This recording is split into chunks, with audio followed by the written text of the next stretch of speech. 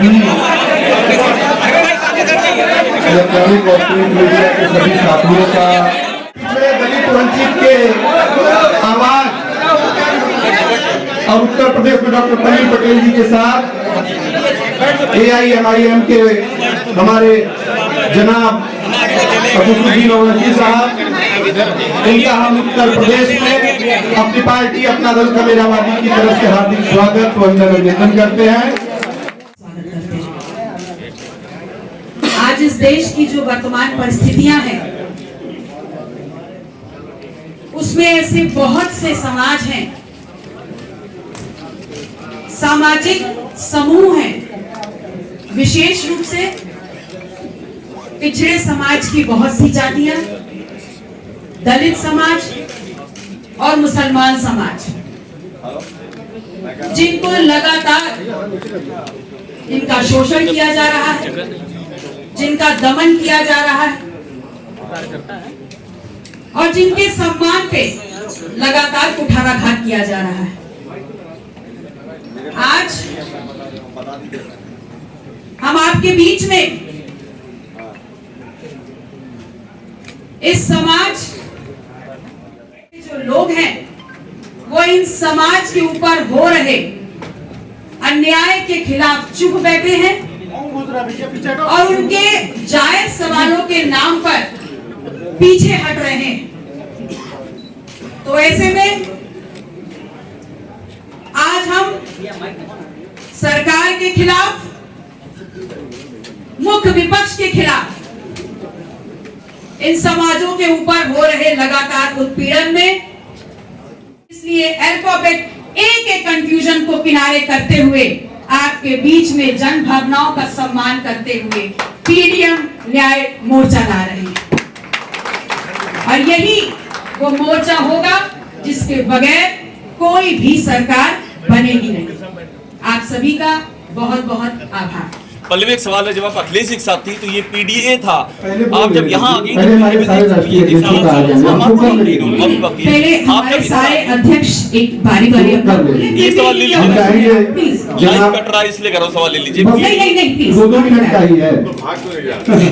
हम आज पूरे दिन आपके लिए हैं। इन्होंने बड़ी बात कह दी इसलिए सवाल ले लीजिए। लेते हैं जनाब असद साहब, बिना छोटी बात क्यों कहेंगे, बड़ी बात। प्रगतिशील मानव समाज पार्टी के राष्ट्रीय अध्यक्ष श्री प्रेमचंद गिल जी मौजूद हैं।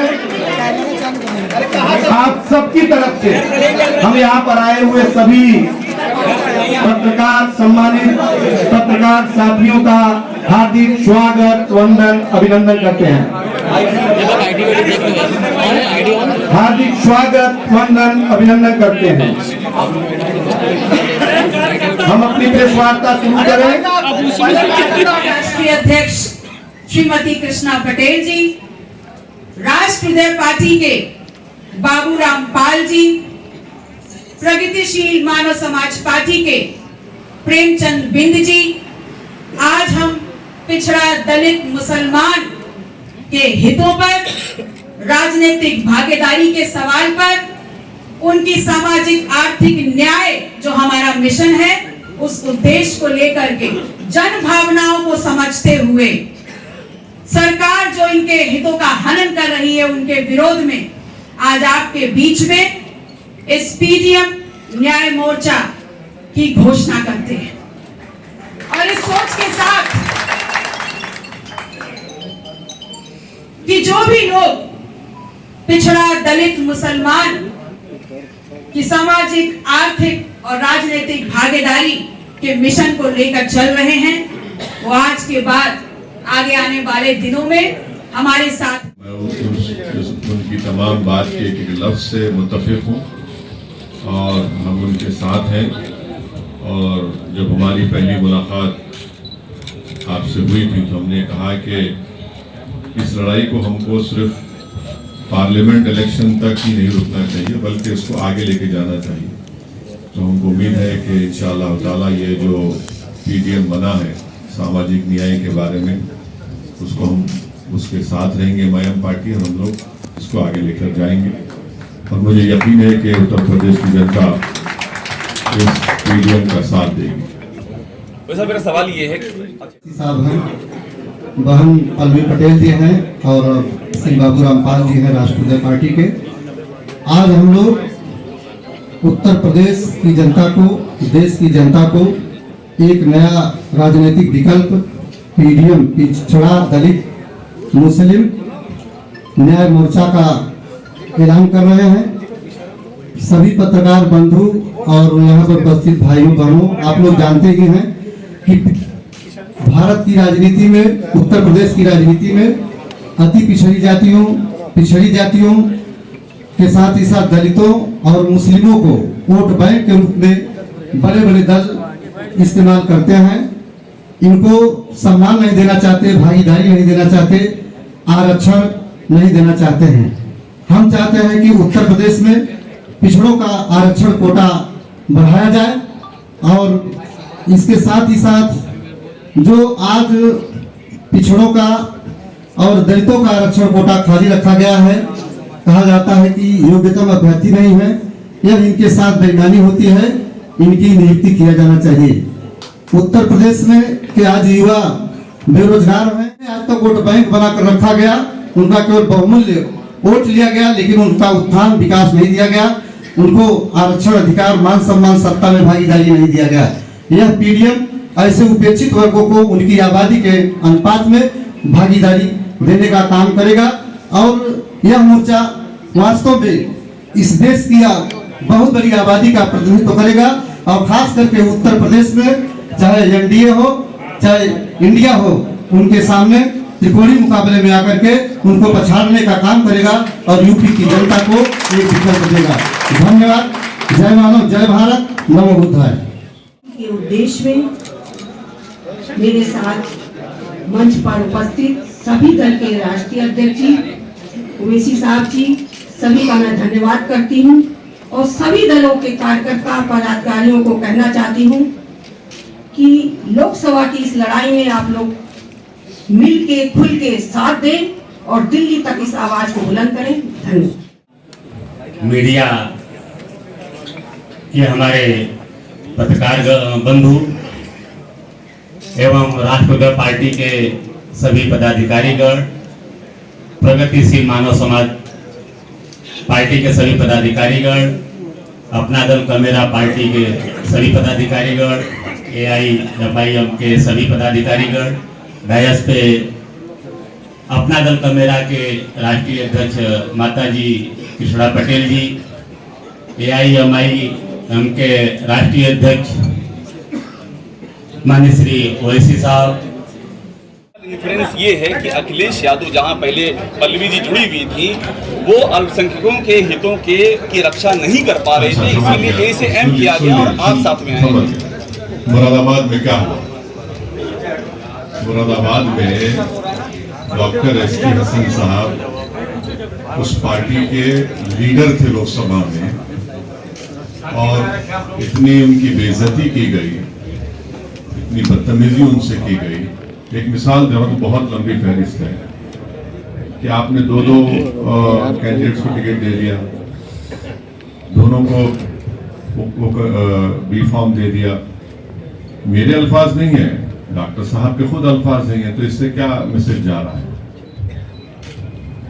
आप देख लीजिए फिर रामपुर में क्या हुआ। तो ये मिसालें कई हैं ना, इससे को तो इनकार नहीं कर सकता। यानी हम नहीं कह रहे हैं, बल्कि वो तो डॉक्टर साहब कह रहे हैं, रामपुर के उनके जिम्मेदार कह रहे हैं। ये हकीकत है, इसे कोई इनकार ही नहीं कर सकता।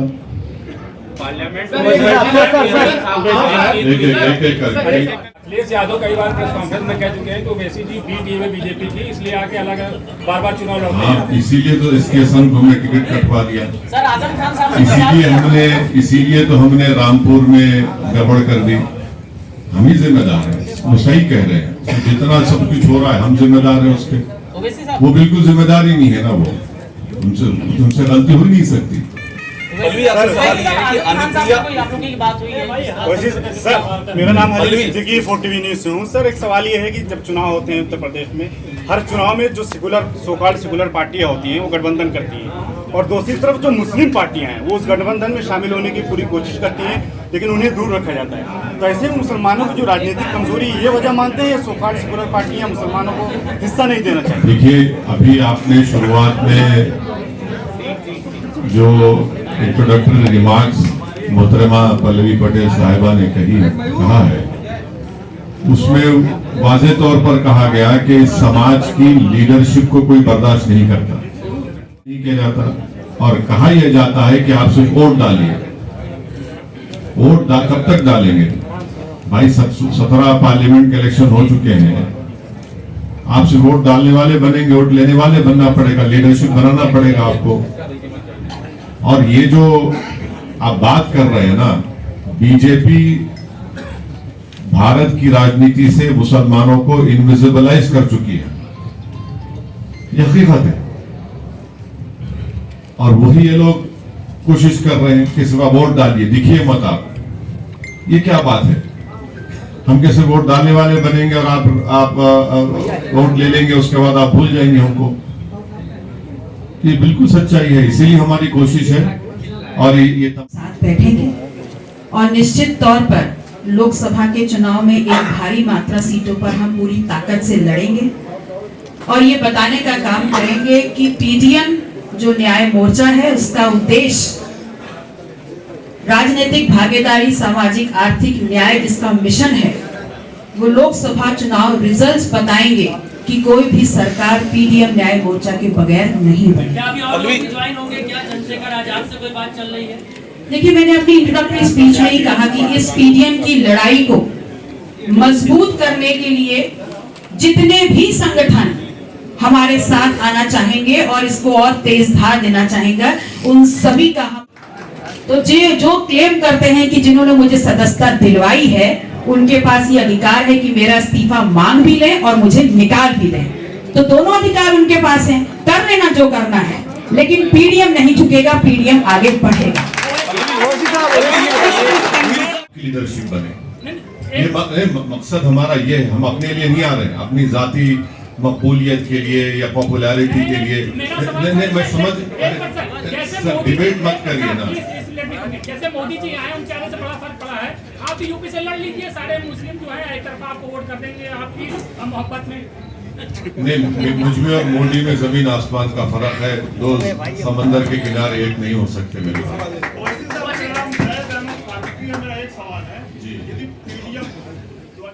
वही लेना चाहते हैं खाली, बिल्कुल सही है। जिस तरीके से भाजपा ने पार्लियामेंट में जो मुस्लिम लीडरशिप है, जो सांसद है, मुस्लिम सांसद जो बन के जाते हैं, वो टिकट नहीं देती है, ऐसे ही अखिलेश यादव की ओर से भी समाजवादी पार्टी की ओर से जो पश्चिम की मुस्लिम बहुल्य सीटें हैं, जैसे मेरठ है, तो मुजफ्फरनगर है और क्या नाम है, बिजनौर है, वहाँ से मुस्लिम कैंडिडेट नहीं दिए गए। आपको क्या लगता है कि सपा भी उसी राह पर जा रही है जिस राह पर भाजपा है? उस राह पे चल पड़ी है, वो उस राह पे चल पड़ी है, बिल्कुल चल पड़ी है। ने हमारी उनके फर्जन, लायक फर्जन जनाब उमर अंसारी साहब से हमारी बातचीत हुई। जब वो दुख भरी खबर आई उनके इंतकाल की, तो हम फ़ोन लगाए थे उनके बड़े भाई को, अफजाल अंसारी साहब को, मगर बात नहीं हो पाई। तो इंशाल्लाह हम जैसा ही पहला मौका मिलेगा, हमारी नीयत है, कोशिश है कि हम जाकर उनसे पर्सनली मिले और उनको कंडोलेंसेस दें, ताज़ियत पेश करें। ओवैसी साहब, ओम प्रकाश राजभर